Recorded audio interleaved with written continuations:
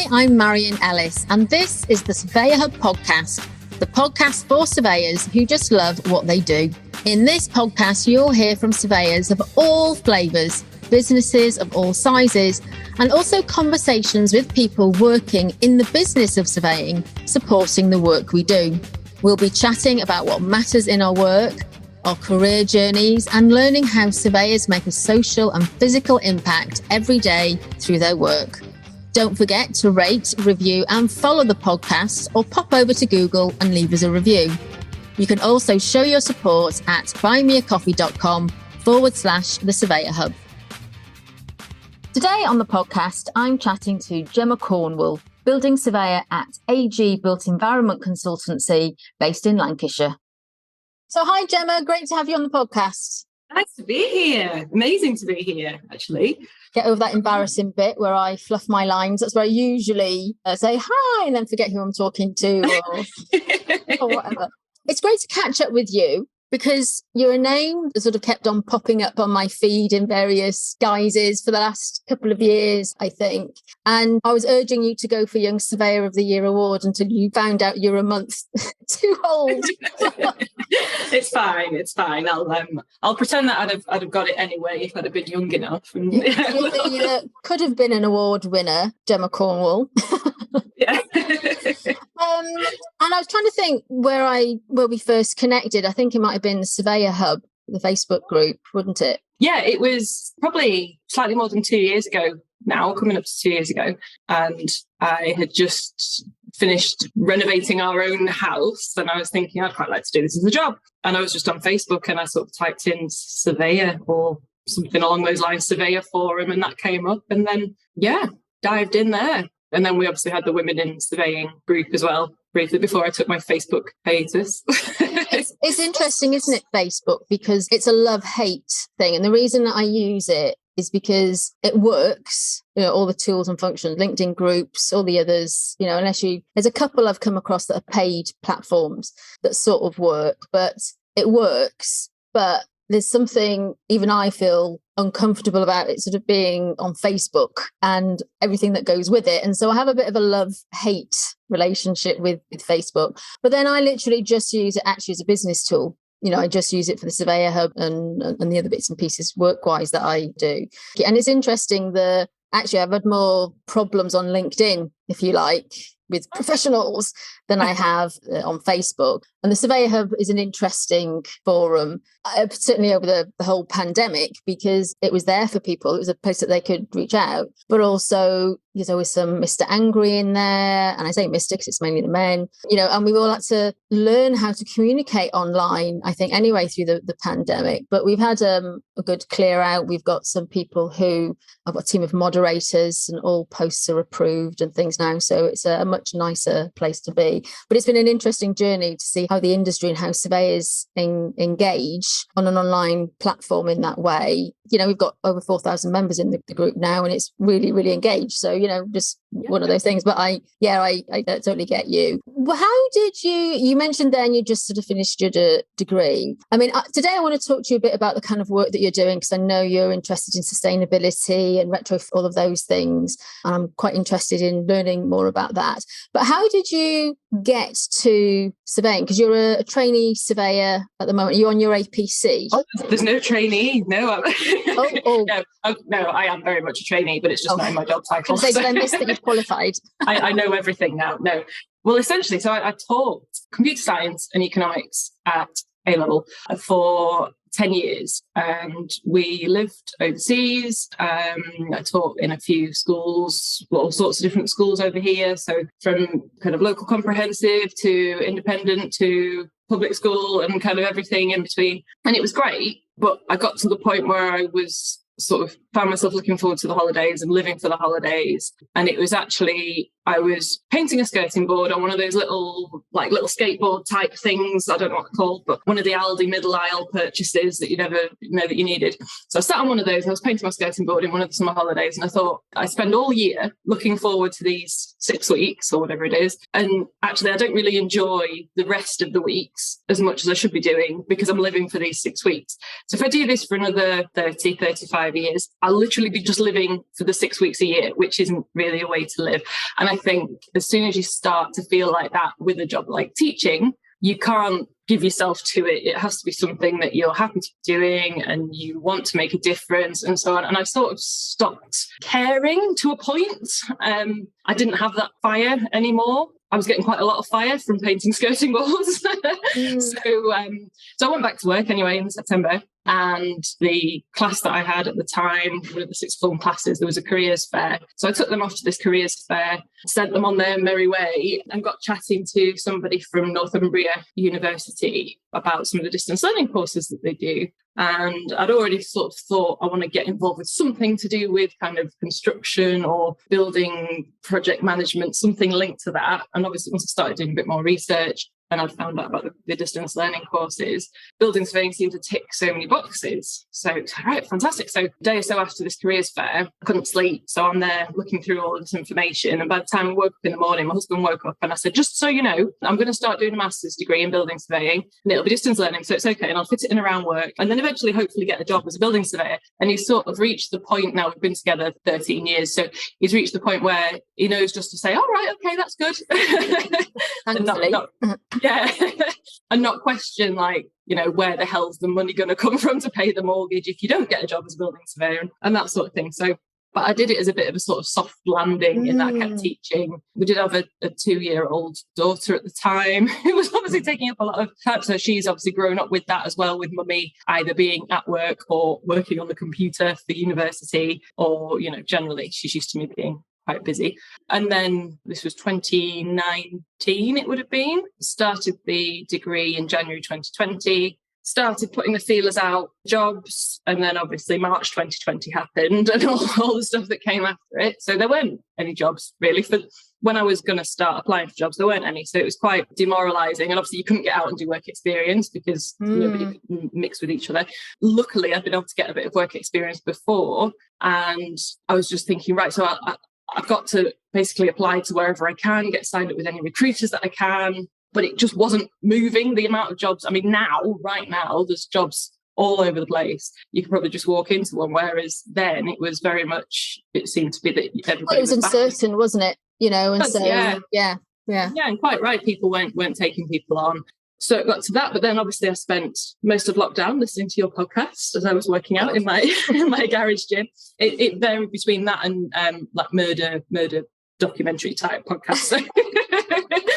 So I'd often hear people on the podcast say, oh, well, I just sort of stumbled into surveying. And I was like, oh, how can you just stumble into surveying? I'm trying everything I possibly can. And there's just no doors. Now, obviously, I'm very impatient and, you know, global lockdown and pandemic and impatient and trying to find a job. Not a really good sort of mix.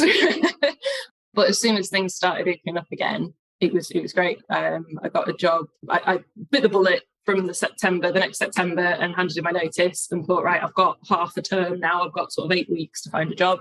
Luckily, I met some very nice people at WSP in Manchester. They took me on a 0 hours sort of basis as a bit of a punt to see if I was any good at what I was doing. And again, so I won't always hark on about women in surveying, but the partner that was in charge of our department there was Sarah Davies, and she was fantastic in, you know, looking at this non-surveyor, looking at this economics teacher and looking at how I could have been applied to what they did. So I got that bit of exposure then. And obviously it was 0 hours because of the lack of certainty because of the pandemic and stuff. So, but then one day a job came up where I am now at AG. And this company that I'd done a bit of work experience at before. They're local to me. They're brilliant. They're really nice people. It's like good, doesn't it? Do you know what? I think many people will resonate with different parts of your journey to get to where you are, Gemma. I know mentoring and getting work experience through lockdown was one of the hardest things ever. And I think that's where platforms like the Surveyor Hub, listening to podcasts, just sort of help inject a bit of, you know, what it's really like to, you know, to bring it to life, I think, for people, good and bad, because that must have been so incredibly hard. And, you know, to go for job interviews, I know a lot of students or, you know, people sort of early on in their career, it's hard enough going to a job interview in the first place, but how to go in those circumstances. And, you know, I know when my husband works, they've recruited people that he's never actually met physically, and all those things make quite a difference, but I guess really it builds resilience, and that's the thing to take from it, although it can feel really hard when you're not moving forward. It's interesting you say that about recruitment, because right now, so as we're recording this, it's in August, it's darn hot, and there's lots of adverts on social media recruiting for trainee surveyors, taking on the graduates already, I guess, for the next term. And I have to say, a lot of the job descriptions, a lot of the job adverts are boring as hell.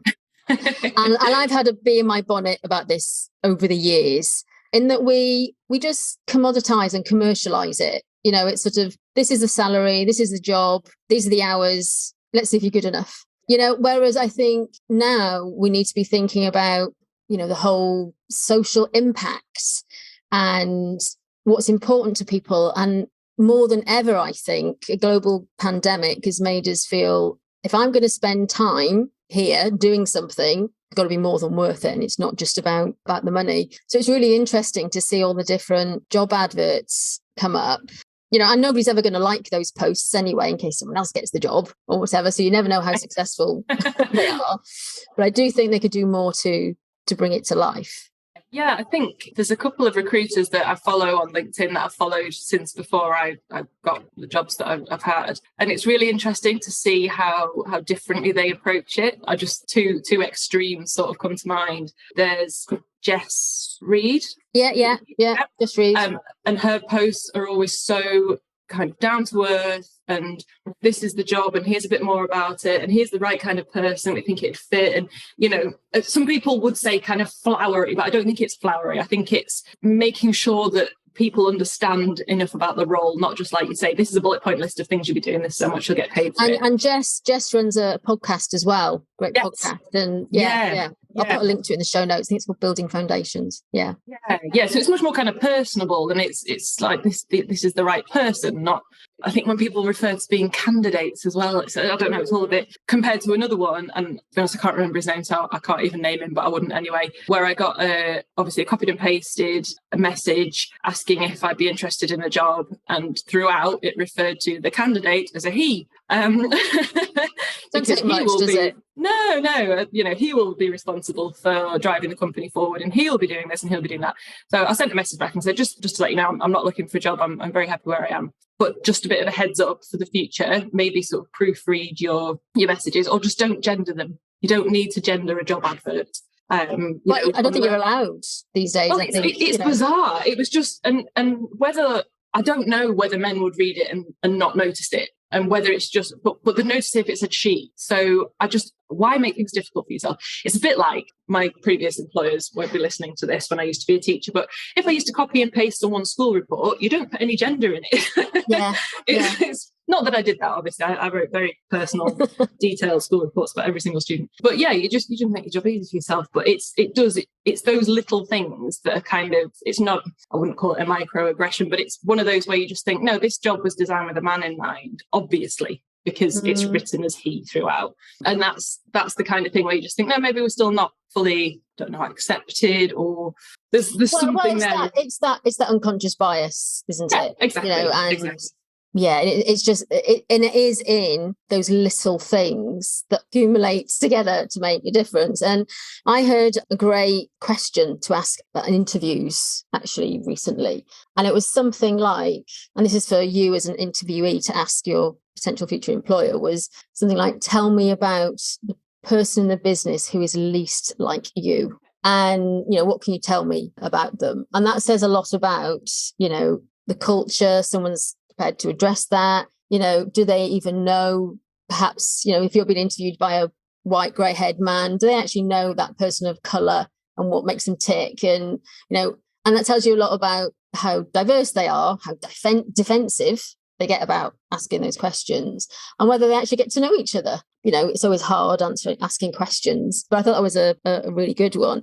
And I think also for people going for jobs, I think there's one of the things I think you should look out for is social proof. Because when you see someone advertise a job and they say, yeah, we really look after our people, and yeah, we do all of this stuff, and the only proof that you've got of that is them telling you or, you might get to speak to someone that they've identified that you speak with, to validate it. But I think there's lots of ways that a company can share its true values through its brand.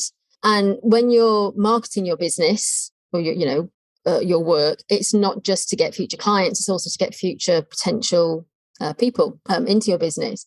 And so social proof of, if you say, we mentor and support people through, it's like, well, where's the evidence of that? Is it just the picture of everyone qualifying at the end, getting their jobs and car and everything? Or do you see key people from that business commenting on posts, contributing to different platforms or whatever, because it really tells a story about how generous they actually are. And, and I guess there's an element of, confidentiality and all of those things. But, if you're genuinely there to help people and nurture talent through the industry, where's the social proof that you're actually doing that? It's quite, it builds trust, doesn't it? I think with our industry, because you don't have to be chartered, but that's the obvious route for a lot of people. For when they start, you need that support, you need the guidance and the mentoring and the teaching. And it's really easy to say we support people through their APC, as in we'll give you enough work to get you through your APC, but that's not really support. So again, I've not got a hell of a lot to compare it to, but I know at AG there's called the AG Academy, and I really like that idea. But I will be honest, when I first started, coming from a teaching background, I was a bit cynical, and I was thinking, this is just going to be not very well organised and, whatever else. And I don't know if my boss will listen to this, so he'll probably, how dare you think that I was not going to be organised? But it's absolutely true. That's, and lots of corporates out there have got academies and programmes and, but how do you really know they're really going to help you? And I get lots of students and trainee surveyors reach out to me asking for help because they don't know, or they're asking, is this how it should be? Yeah, that's it. Particularly in terms of things like working hours, number of jobs they do a day, particularly if on the residential side, and the conditions that they're put under sometimes. And that's a hard thing, because a lot of trainees and students are out there effectively fee earning in some capacity, even though someone else might be signing off a project or a job. But there's still an element there of, well, you're learning, but what pressure are you under? What responsibilities are you taking? Do you feel not just technically supported, but mentally supported? It's there are consequences to all of the work that we do. And I get lots of people reach out to me, and some of the working practices, are quite frankly shocking. And I worry about them. And, the other thing I think that people looking for work and signing up to roles which have a trainee qualification element in it is to look at your contract. Sorry, I'm not going to scare you off, you and your boss now. But as we're talking about it, because you're signing up to a commitment to get qualified. So say some people go on an 18-month qualification program to get ASOC or whatever at the end, and that's quite a commitment for both people, both company and you. But what if it doesn't work out? And I've recently heard of one surveyor left a company, and he's got a massive bill for the training and the lost fee earning he would have had. And you just think that's not helping anyone, and it's certainly not helping anyone's mental health. But it made me think about how when we're younger in our career, and I had similar things when I was on a graduate program, no one's given us legal advice on this employee contract that we're signing when we've never signed one like that before. So it's quite a daunting thing, I think, to go through. And that's where I think the likes of Matrix and support networks and mentors in other areas can really, really need to help you younger guys, if you like, coming.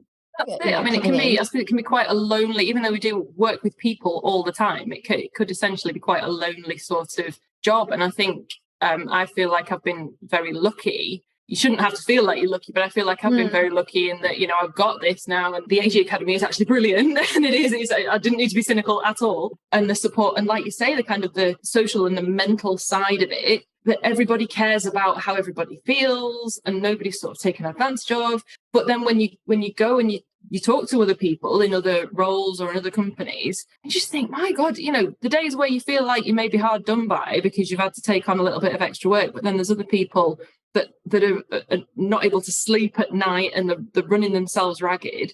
you just think, no, like this should be a job that you're doing because you enjoy it, and it gives you as much back as you give to it. And there's just so many people that aren't in that situation, but again, sort of don't know where to go for help. So I think it's great that the things like Lionheart and Matrix are much more sort of publicised now. And hopefully the people are taking them up on their services.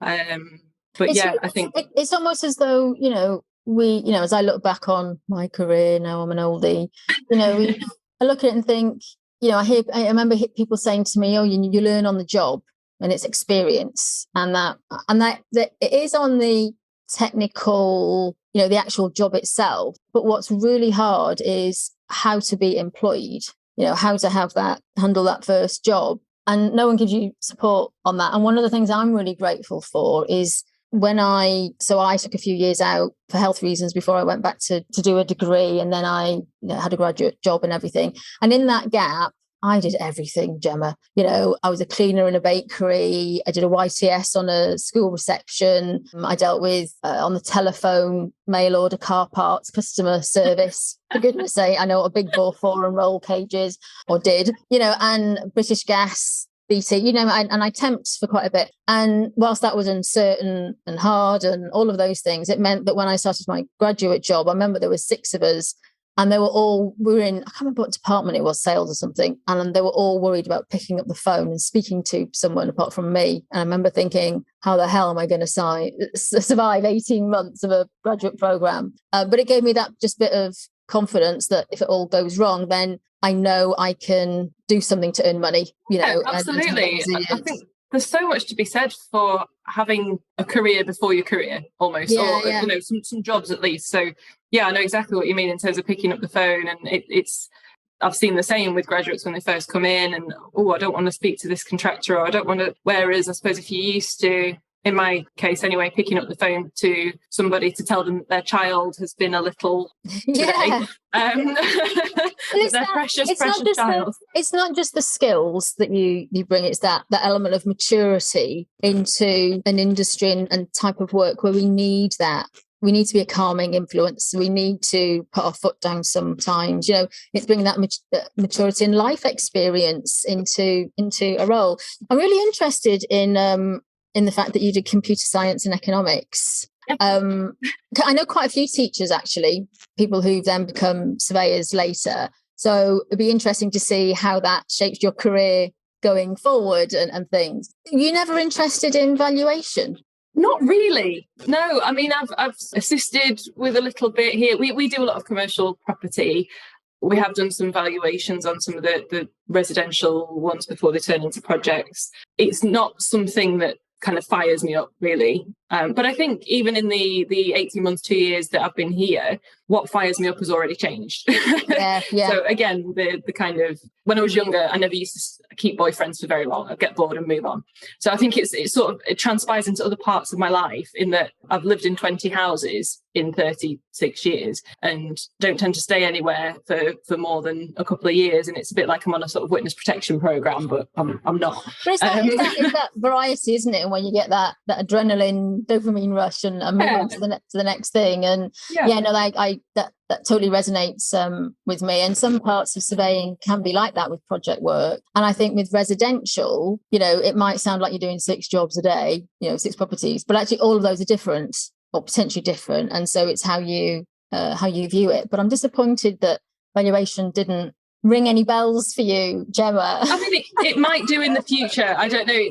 I think maybe commercial property valuation would potentially interest me at some stage. I think it's just interesting because it's not just about the numbers. It's very much, for me, I think, about customer psychology and the economics of what's going on, in our country or in the world at any one time. So, I mean, but that's the view that I've taken. Some people just look at it as numbers.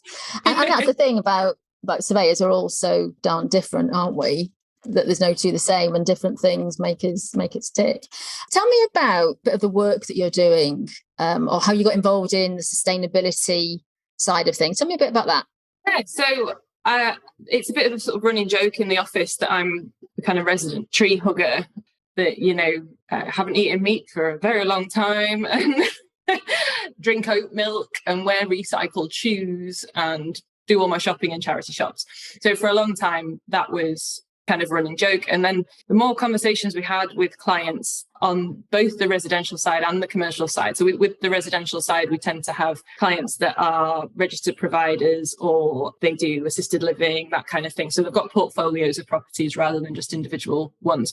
But the more conversations we were having, the more we realized our clients actually don't have a clue where they need to go. They really want to know where they need to go and what they need to do. And they're being as proactive as they can and as much as time allows in their role. But the clear, concise information isn't coming from anywhere. And it was very much the case where we like to solve their problems. Mm-hmm. And if you can offer them more information or a different service that would tick another box for them, then great, because obviously we want them to have a fantastic experience with us as a company. We don't just want to offer them part of the service that they want. We want to be able to offer them the whole thing. So we got talking more, and on the commercial side, obviously there's different deadlines coming in for different levels of EPC. If they're investor owned, then the investors need to want to make sure that their portfolio is still worth something in what we've got now, 8 years. They don't want to be left with these assets that they can't sell that aren't worth anything. So we had a good chat with a lot of our key clients and came up with a service offering, an initial service offering. And because I was interested in it, and AG seeks to kind of empower people and let them do what they want to do, it was very much, well, here you go, this can be yours. You have this as a project to run with almost. So we've built up a service offering now whereby we can offer EPCs as a standard, but then with a consultancy professional commentary with that to explain what they can do, some of the different options available to them. We've got QSs here, so the QSs can cost up these different options, and then we can model lots of different scenarios in terms of the energy outputs. So we can offer them that in a really clear way. We're not giving it to M&E consultants, we're giving it to people who manage property or who own property. They don't want loads of numbers and loads of confusing figures. They just want it simply, do we tick the boxes? If we don't, what do we need to do? How much will it cost us? So it struck me as really crazy that didn't actually exist in very small pockets. There's some brilliant people that do it, but then there's a lot of gatekeepers, the people that are sort of early adopters and the companies that are early adopters into kind of ESG strategy and that sort of thing. They seem to have assigned themselves the role of gatekeeper, which just seems crazy because they're not telling anybody how they're going to improve the environmental standard. Yeah, I find this quite fascinating, and I see it in different aspects of the industry and on different topics and subjects. But it's sharing the wealth for the greater good, and we're talking about the planet. As scary as farcical some people might think that is, we're talking about the planet and impact our everyday lives. And therefore, those that have the knowledge, the experience do need to be much more generous with their content, spreading the word, thought leadership. But there's a misconception, I think, that if you start to share that, you lose your competitive advantage. And you only lose your competitive advantage if you don't do it the right way, And that's where it comes back to purpose and why you're doing what you're doing. And there's lots of evidence on brands and marketing brands and how you can do that. Earlier today, I was recording a podcast with a chap called Professor John Edwards. I'll put a link to it in the show notes. And he teaches this stuff, retrofit and things. But we talked about the guidance and where do you go for that sort of one source of the truth. And it's really confusing. It's really, really complex. And, what we talked about and what I said was you need to be in the tunnel. It's all right having, all of these, headlines, all of these stats, all of this is what you should do. And there's much more on the commercial side than there certainly is on the residential side. So you've got to be in the tunnel. You've got to be where those people are at, to know what they need, what makes them tick, what mode it needs to be in, so is it numbers, is it words, is it videos, easy read, just to start the conversation going and start things moving, but also knowing that, this is a moving feat at the end of the day, because, what we think might be energy efficient now, actually we might get it wrong.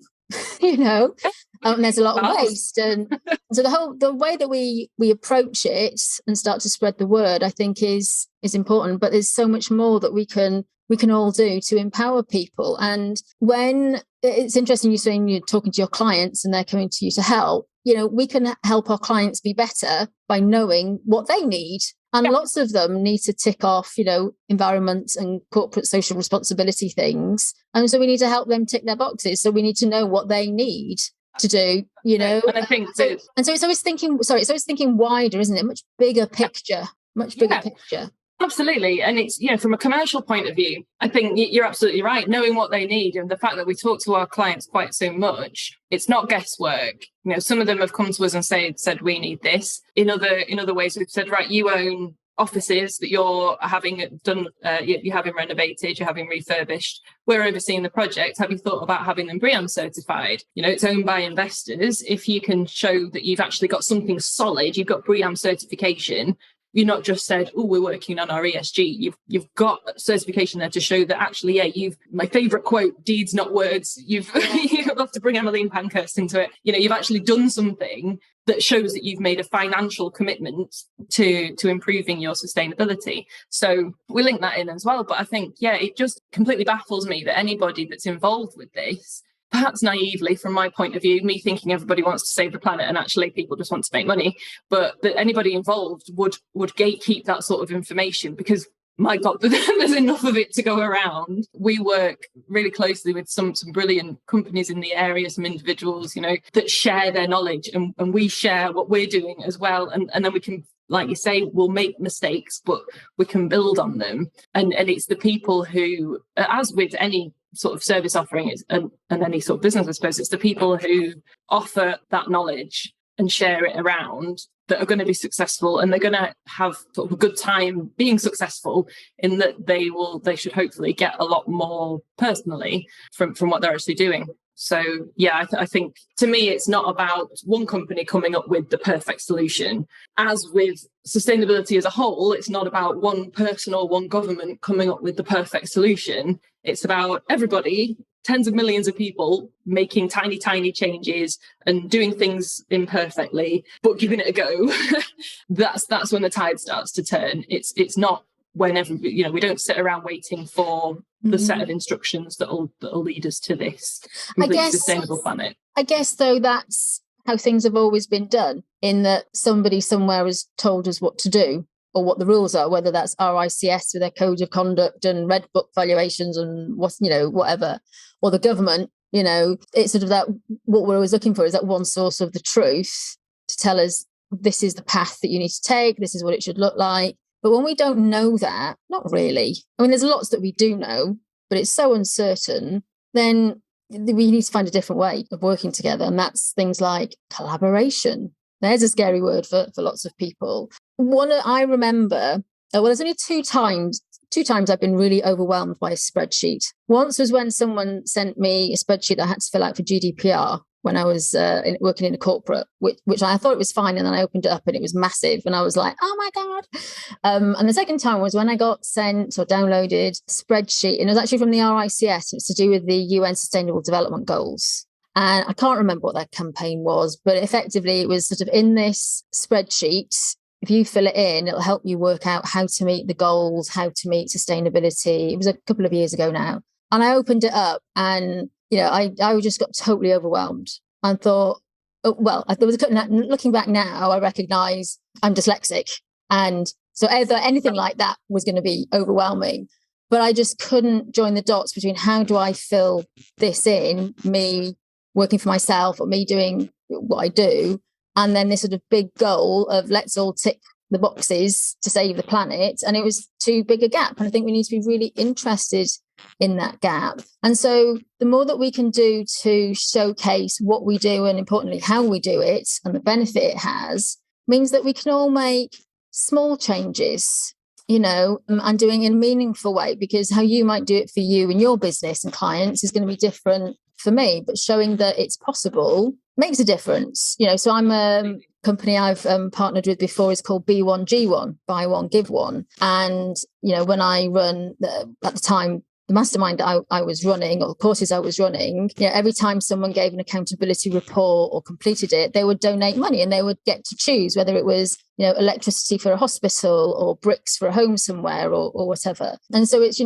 as you do, you give at the same time, and it just becomes part of what you do, rather than let's raise money for charity, or the stuff that just seems so false and synthetic these days. But it's tick the box in your work. corporate social responsibility. And exactly. We all say, we recycle paper and don't use carrier bags and stuff like that, but that's only the tip of it. But it's integrating it into our work, so it becomes much more meaningful. And going back to the whole, recruitment thing that we were talking about, people want to work with companies who live their values, and also hire people like that. I mean, I'm sure you never got asked on your interview, did you buy your show clothes in a charity shop, or what? Are you a vegetarian? But do you know what I mean? But clear, and not that everybody needs to do that or be like that, but it just shows you're clear on your values and what's important to you. Absolutely, definitely. I think we're definitely finding, kind of linking it back into the work that we do, the landlords that we work for that have got things like offices. Obviously, like we're saying, after COVID, people aren't coming back into the office unless they absolutely have to. So if they're trying to attract and retain talent within the industry, whatever industry they're in, they do now need to make it obvious that they're doing something. And a few recycling bins aren't going to cut it, and light sensors on the toilets and things, because there are options, and there are options that are known about, and because a hell of a lot of the workforce is now millennial, and we need to be ticking the boxes, doing the visible actions to make sure that they're not just words. But I think there will be a wave of change, one, when the regulations change and companies and landlords are going to have to make the changes, but two, when people realize that they can't employ the best people in the industry by greenwashing what they're doing. But I think I keep saying to people, it'll be like a sort of a trickle at the moment, and then give it a few years, give it maybe 3-4 years, and then there's going to be this kind of waterfall moment where there has to be sudden change, and hopefully it'll be irreversible. It's interesting because you then start to talk about, think about targets, goals and quotas for different things. And for a lot of people and a lot of firms, until it becomes fiscal or implications, or, there's rules, regulations, etc., and fines, people won't do it. In part because they don't know how to make it into their business or whatever. When I did a lot of customer experience work, one of the things I would talk to clients about is a maturity matrix. So it's looking at, describing, what it's like now, but what it could look like in the future. What will you be doing? How will you be feeling? How will you notice things? And sort of almost sort of measure on how mature do we feel as we go through, rather than have we hit the target? Have we hit the numbers? I think there's can't remember what the law is. It's as soon as something becomes a target, it ceases to become a good target. Parkinson's law, I think it is. And that's where people just focus on the goal. That's what we've got to do. And they forget, actually, there are other things that can make a difference. So, are your people in your business acting and thinking environmentally? Is it a topic that always comes up at meetings, or do you have to force it on the agenda?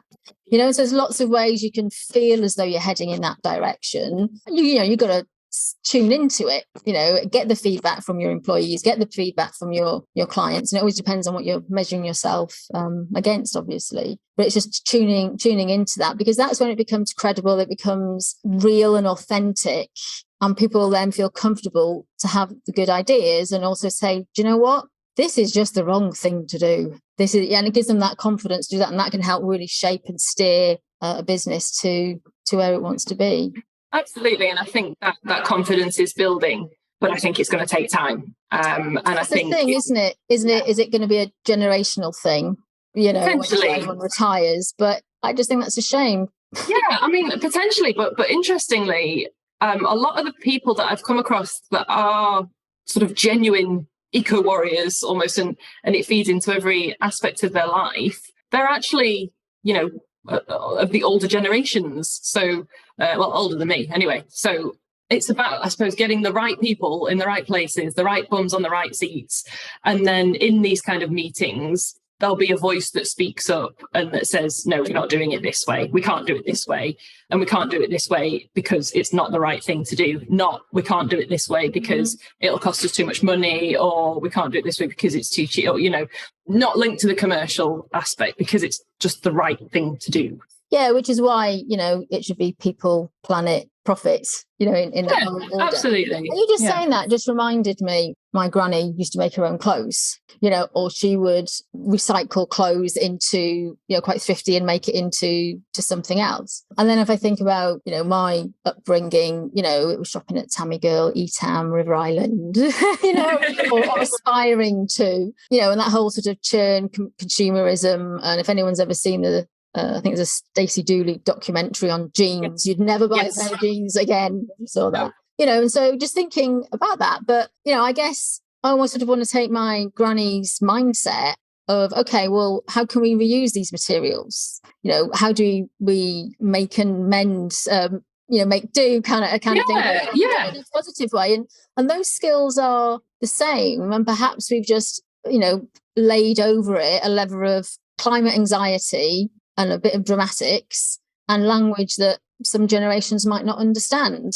But they've got the concept of how to do that. It's a tricky thing, isn't it? I think it's become quite cool now because it's quite retro to like shop in charity shops or to mend things, and reuse and that sort of thing. But you're absolutely right. If you look back, plastic bottles weren't a thing when my grandparents were younger and when my parents were younger, potentially. I don't get the glass bottles back and get absolutely. My dad had a milk round and he used to do it with glass bottles, he'll tell me. And people played outside. They weren't sat inside watching TV with the heating on and all sorts of things like that. And it was just accepted that that's what was done. And I think there is this narrative, the boomers have killed the planet and the boomers are responsible for everything. And okay, yes, they're responsible for something, but it's we can't apportion blame to any age group or to any part of the world, or we're all as responsible. And fast fashion is, I will hold my hands up, I love a Primark bargain as much as the next person, but it does give me that sort of anxiety now when I think I don't actually need, I will actively not buy stuff now and feel good about it because I don't need that stuff. And that stuff's just going to end up in landfill. And, it saves me money, but I hate it when more stuff turns up in my house. And you'll know what it's like with kids and how they just seem to accumulate plastic. Oh, yes. And it's plastic with absolutely no use whatsoever. And it just seems to appear. They just seem to manufacture it out of nowhere. And grandparents do what grandparents do. And grandparents are there to spoil your children. And my mum and dad are absolutely fantastic. But every time my mum turns up at my house, she's got a carrier bag full of stuff, either for me or for my husband or for my daughter or for all of us or for the house or for the cat or, so she's always thinking about other people, not thinking about herself. But I think we've had decades and decades now of that and that overconsumption. And I think it kind of settles my mind to think that we could be moving towards not over-consuming and just living on what we need. And if obviously I don't want to force people into poverty to actually achieve that, but if inflation at the moment is going to have a bit of that effect and we're maybe not driving as much, we're not buying as much, in the same way that COVID helped the environment, maybe this horrendous cost of living crisis will help the environment. But again, you shouldn't have to make that sort of trade-off. I know what you mean. And I think a lot of this is, again, understanding consumer and public psychology. Not that I'm a psychologist. Maybe I should read about. Get into behavioural economics. I might ask you about that, because I think it's understanding why we buy so much. And there's a great podcast, actually, I'll link to it these are going to be good show notes. I think it's actually on Audible. It's Derren Brown. And he talks about the psychology, all the tricks that he does, but he talks about psychology of it all. And I think it's understanding why do we buy so much plastic crap? What is, because my grandparents and everything, in-laws and that are the same. Is why do we do that? What is it satisfying? And it's interesting. When I worked at my corporate job, I used to do a lot of shopping, clothes shopping for things I didn't need. And it was all about making myself feel better, to look better, feel more professional, confident, weight went up and down with babies and all of those things. And when I started to work for myself, I stopped. And it wasn't about having less money. and I didn't have any money for a while when I stopped working. I didn't need to. I was feeling satisfied and fulfilled in my life and working in other ways. And so I guess it's understanding the reason behind all of that, and then also finding ways to work smarter. So, for example, a friend of mine is a stylist. I'm very exotic here, but, she's a stylist and she helps women find the clothes that suit them and, had my colours done and all of that, and by investing in that, I now buy less and I buy smarter and I buy better quality. And I'm happy with it. And so I don't have that urge to go and shop. And I think if we apply that then to how do we get people to change in terms of environment, it's all about convenience. And it's about scratching that itch, putting the heating on because you don't want to wear a jumper. Well, do you know what? Let's get some good quality jumpers that will keep you warm. It's changed the way that we live and operate, but it's doing it in a towards motivation rather than I don't want to be without gifts. I don't want to be without that luxury and I guess having money in your pocket and being able to spend in that way makes us feel comfortable, doesn't it, in terms of how good we feel about our lives and things. And so I think there's a deep root-seated piece there in terms of unless we get to that psychology of how we can make people feel good about their choices and better, things aren't really going to change. No, that's it. And I think there's it feels like there's quite a lot being done in terms of marketing eco-friendly products. They're now being marketed as the luxury good, and they're superior to the ones that you can buy 100 of for the same price. So I think that when they look at Tesla, they're okay looking cars as far as they go, but they're sort of nothing when you look at that compared to a Lamborghini. Obviously, the Tesla is quieter, streamlined, not as fussy, doesn't shout at you quite as much as a Lamborghini does. But they're the fastest selling cars in the world. So they've, as bonkers as Elon Musk is, he's obviously got a very good marketing department in that they appeal to the mass market that can afford that kind of car, and they're doing good for the planet and so on because they're being marketed as cool. They are, but what they have is a sense of purpose. Yeah. And people buy into that. And I guess also it's that generosity of understanding the brand that has now enabled other car manufacturers to then go ahead and share and do similar, or better, and push that innovation forward. And I guess, bringing it back round to property, that's where we'll be. There'll be these market leaders, these firms or these people, these key people of influence out there who not necessarily tell us how to do it, but show us what they're doing, how they're doing it, why they're doing it. And that has a massive ripple effect then, which allows those who might not understand the graphs and the spreadsheets, and it's being that, in the tunnel, actually I can see how this now might affect me and how I can move forward. And that's, I'm big on social impact of making a difference, even in small ways, and I think if we all did more of that or think in that way, then save the planet. if we all make a tiny change, and there's however many billion people on the planet, and everybody makes a tiny change, there'll be a huge change. And that's the way we need to look at it, rather than looking at we have this massive hill to climb, we have to hit net zero by 2050, but I'm not going to tell you how to get there, and if we don't, then we'll all drown. I don't think that's really the way to encourage uptake. and I think that's the thing with is the thing with sustainability, climate, diversity, even as surveyors or people working in property. If we all started to do one thing or explore one thing or even just talk about it, then that just has an impact and pushes that momentum forward, doesn't it? But Gemma, it's been fabulous talking to you. Can't believe I've told everyone about my shopping habits, as much as anything else. It's been really good. Thank you ever so much. I know people really enjoyed listening to you and thank you for having me and learning about your journey to become a surveyor, and look forward to seeing how things go. Yes, thank you. I'll keep you updated. Hey, thanks for tuning into the show today. I really hope you enjoyed it. You can find the show notes and links to any guests and resources we've mentioned today on the website lovesurveying.com. And don't forget to show your support by buying me a coffee, or you can rate, review and follow the podcast on your usual podcast platform. It really does make a difference and helps spread the word and reach a wider audience of surveyors who just love what they do. See you next time.